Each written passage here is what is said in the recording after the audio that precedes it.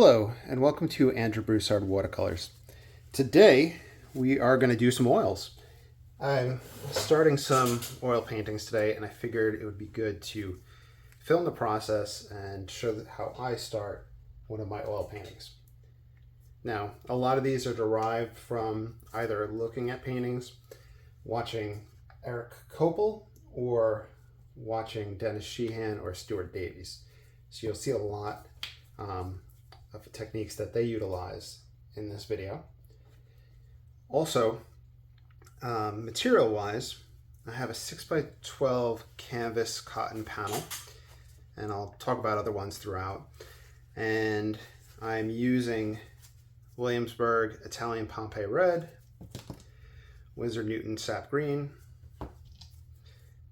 Winsor Newton Ivory Black, a cheap 1-inch chip brush, paper towel, Neo McGilp as my medium, and some other tools like the Q-tip, I don't know if I mentioned that, and a silicone tool. All right, so let's get into it. I'm painting on this surface, on top of this table, and the paper towels everything down just so I don't get paint everywhere. It will unfortunately slide around a little bit, so hopefully I taped it down good to that wood. All right, so I take a mix of the two pigments and the Galgid, the Neo McGilp, and I go in the fashion that is often demonstrated by Dennis Sheehan and Stuart Davies, where it's very kind of big strokes, getting ideas in place and seeing what I want to create. Obviously, you can work from a picture, work from a memory, do a study of a master, etc. So whatever you want to do to start it and base it off of, go for it. If you want to follow along with anything that I do, you're always more than welcome to. And you always have my express permission to sign your own name, to sell anything you do when you follow along. I want you guys to have money for art supplies and to have fun. Okay, I think I managed to lock it so that it'll stay focused. So hopefully that's the case. I think this will be our general composition. We'll have a line of mid-distant trees here, and we'll have, I like having water right in that area.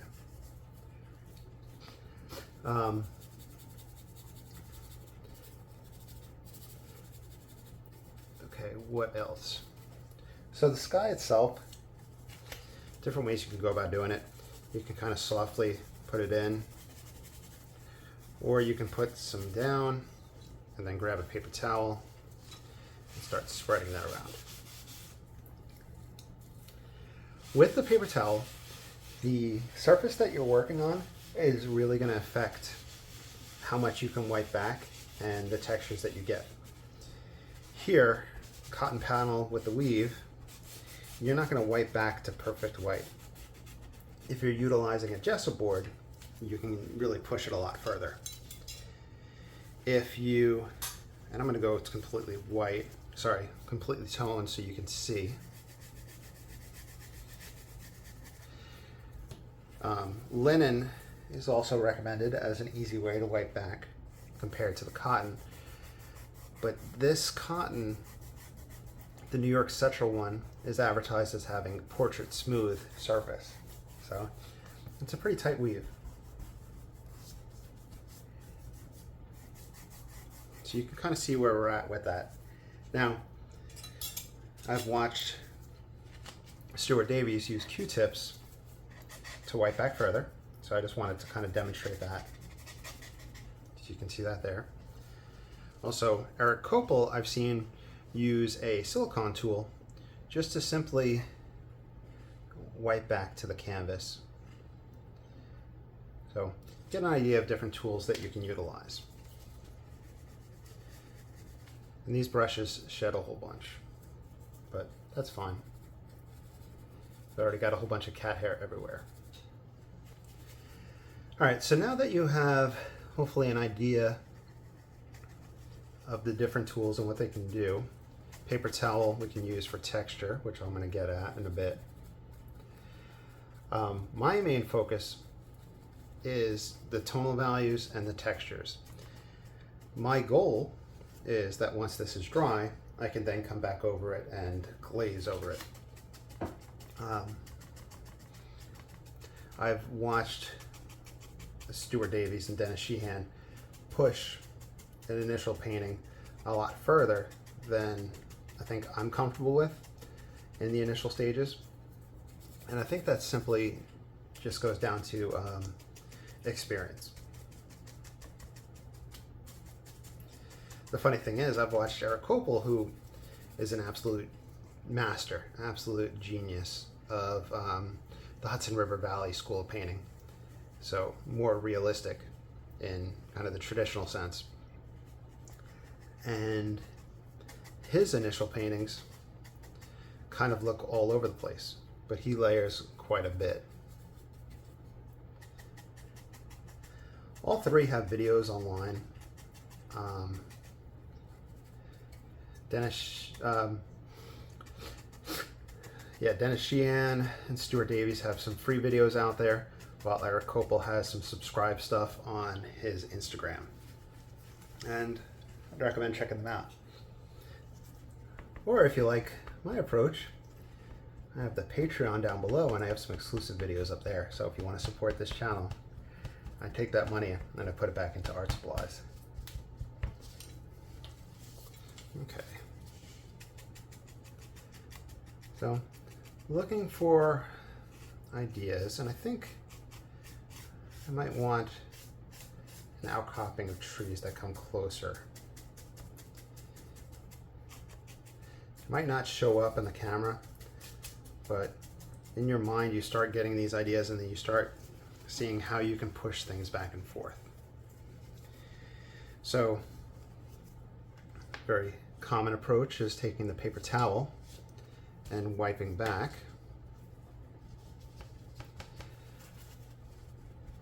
Using the paper towel to start lifting. You also see use of the rigger to put in elements as well.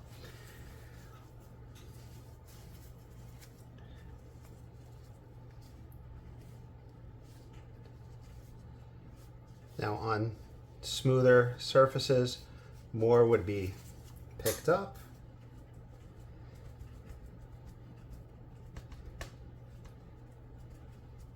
But of course, you do this and you see what works for you and what you want to utilize.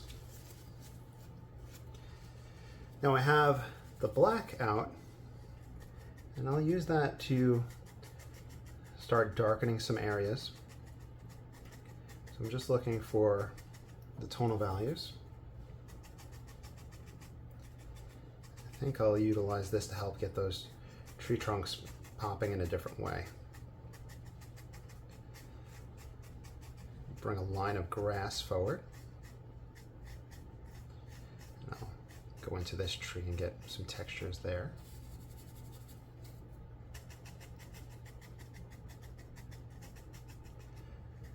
You'll see that hopefully that this one's a little bit darker in that spot. I'm looking for that change in the tree. You can darken this closer area, and I can lift out along that edge. And then, like I said, my goal is to then glaze over the darks darker and over these guys yellow or greenish.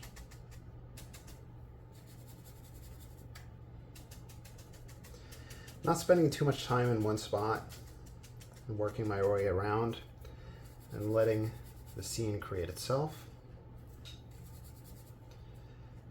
Look at the darker edge where we'd have the light hitting the back here.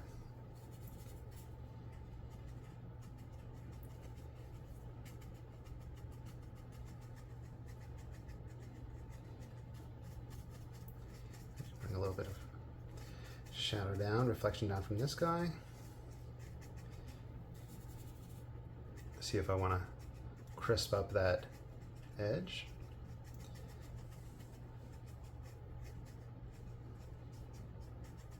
It's like dead center in the painting.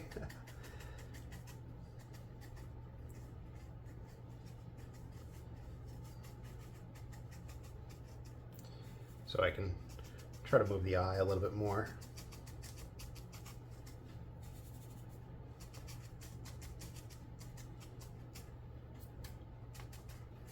All the while harvesting some hair off of this brush. But this one I've used quite a bit. It's probably time to retire it. Now, not just tapping it, also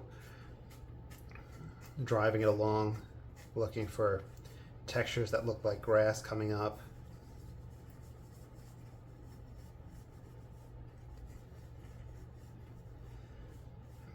Right here, I'm kind of making it a little bit wider, pushing it up a little bit further, looking to see how I want this surface to look. We would see reflections from the sun or the light on the horizon. Speaking of which, let's darken this sky up.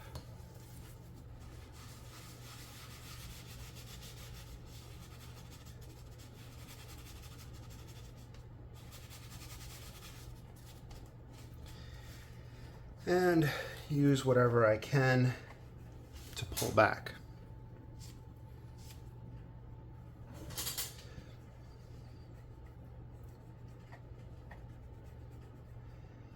Now, while I've been exploring different approaches for myself, I find that I wind up putting white into this spot or putting a color into it. But I don't quite like putting it in this stage yet. So at a later date, I can put stuff into it. I could also try to look for other textures in the sky, so that we have our brightest white right here, and it's a little bit off center, and it brings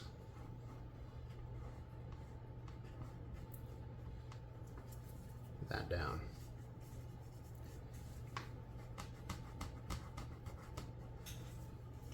What might help is one hand with the rag and the other hand with the brush. Okay, not that dark. Not dark between the tree branches. So you can see I'm kind of doing a little bit of, I think they call it negative painting. You see that a lot in watercolor, where you're putting in the pigment, the paint, around the object as opposed to the object itself. Let's darken this.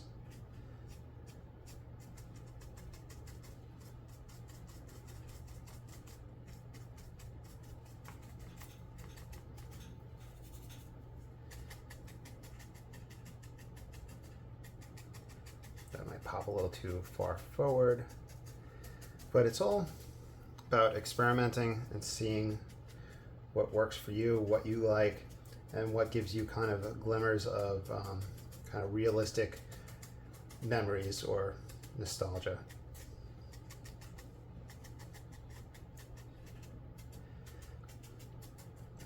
Now, from what I've read, like tonalism is my favorite movement. However, it's really hard to find books on it, and usually I wind up reading the same article over and over again until I find another painter from that time period, and then I kind of look at their stuff in depth. The tonalism movement was the 1880s to the 1920s in America, and looking around, they were inspired by the Barbizon movement out of France, and that was very you could really see the brush textures that were taking place in that work of art. And I believe that movement also kind of led towards Impressionism. I think a lot of things led to it rather than just one individual thing. Also, the the Dutch had a movement called the Hague School, Hague,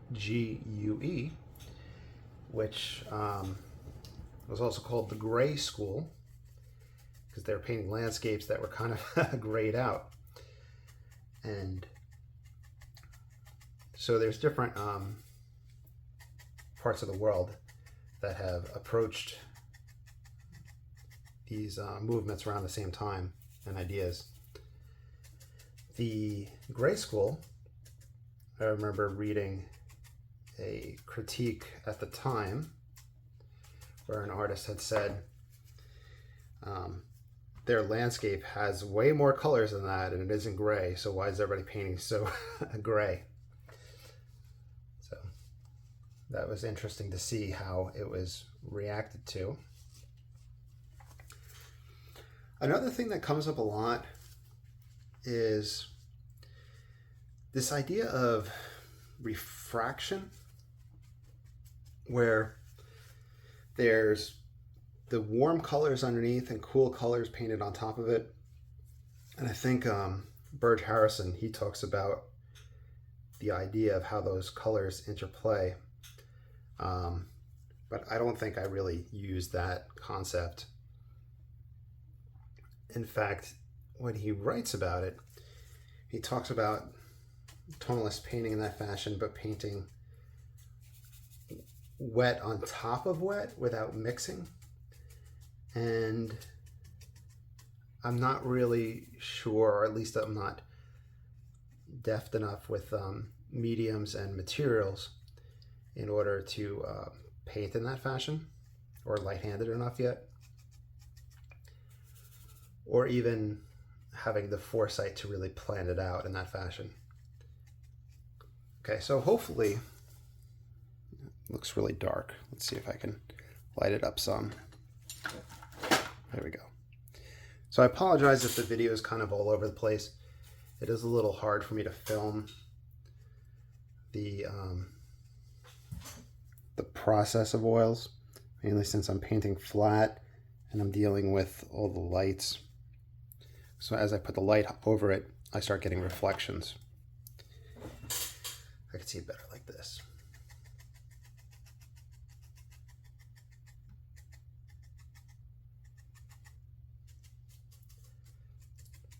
Now, in a recent painting I've been working on, I put a brush, paper towel mark like this on a tree. And with the glazing stage, going over that lighter area with kind of like an Indian yellow, and then going over the darker areas with ultramarine blue and burnt umber, and exploring those, it really gave the effect of parts of that tree coming forward.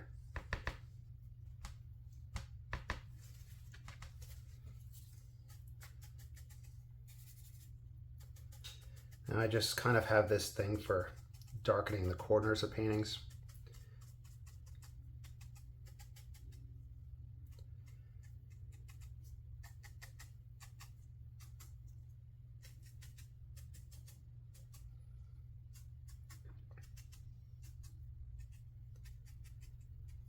Now, I think I'll talk about Eric Kopel for a little bit.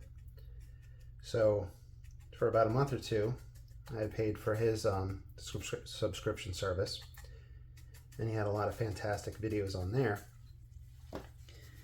And if I recall correctly, he'd said that you can kind of push the underpainting as far as you want, but it's not always necessary. But I kind of watched him paint in other layers a little bit. I don't know if it would be heavier or was better at kind of undoing what he did in an underlayer or changing things on top of that. And I think that I lack confidence in that area, or not quite understand how to make those perfect changes or imperfect changes that look perfect. So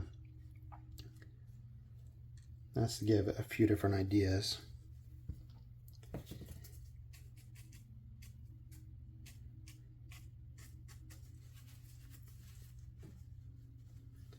You can see where my finger hits it, and it wipes it back almost completely.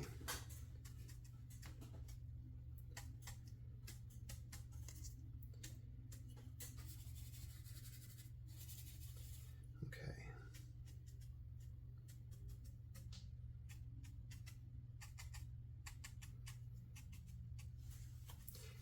So my main thing is I've kind of allowed myself, and I talked about it earlier, in later stages, pushing things wider further in a second stage. But in areas like this, I'm just really not too sure how to push to lighter spots back. So that's a few things that I'm working on figuring out.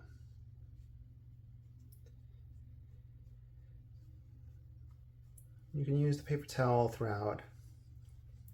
If you watch Stuart Davies, you'll see him kind of slap the canvas with the paper towel and get textures like this. I kind of like more movement here in this fashion, and it very quickly gives the illusion of grass as an individual pieces.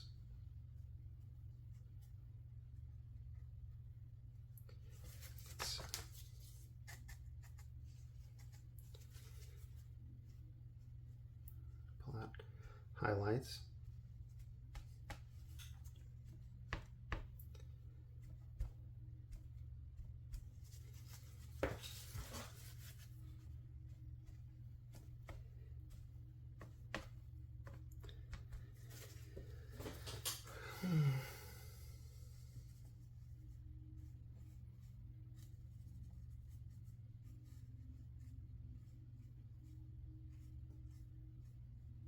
There we go.